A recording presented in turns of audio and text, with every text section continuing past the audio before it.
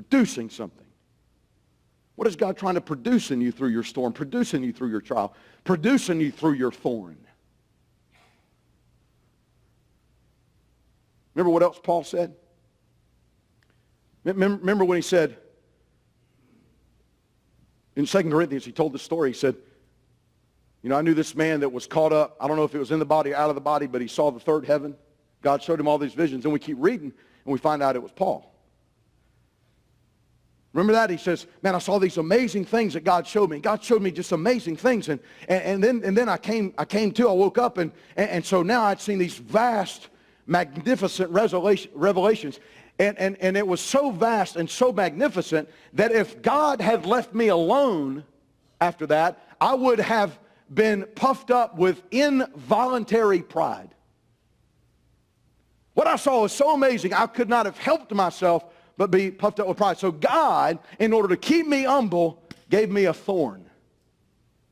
He actually said this. He said, God sent a messenger of Satan to buffet me.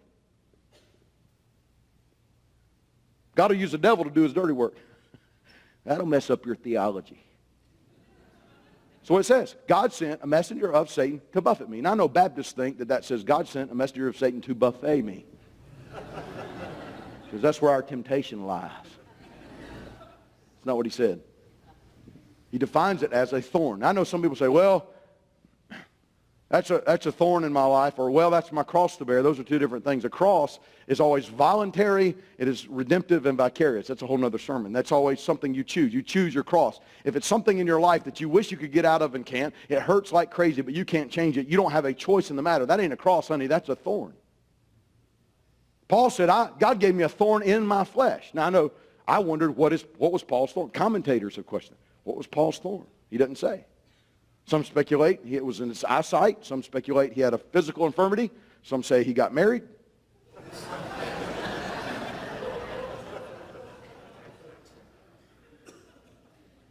But here's what he says about it. He says in 2 Corinthians, he says, concerning this thing, I pleaded with the Lord 3 times that it might depart from me. Now, 3 times is symbolic language. In other words, it wasn't just 3. It was the perfect number of times that a person can ask God for anything. I asked him. That's what he said. And God didn't remove it. Concerning this thing, I asked God 3 times that it might depart from me. And God said to me, my grace is sufficient for you.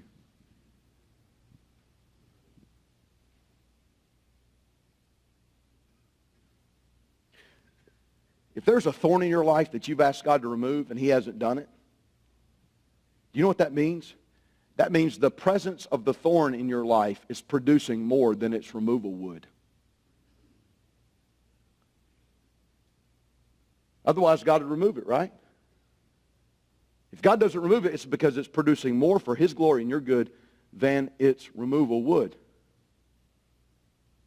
And Paul said, I imagine he said something like, well, I feel so weak with this thorn. And Paul said, God said back to him this, my strength is made perfect in weakness. Now listen to what he says. Therefore, I will most gladly rather boast in my infirmities that the power of Christ may rest upon me. What is that? That's mature and complete, liking nothing. Therefore, I take pleasure in infirmities, in reproaches, in needs, in persecutions, in distresses for Christ's sake. For when I am weak, then I am strong. Mature and complete, lacking nothing.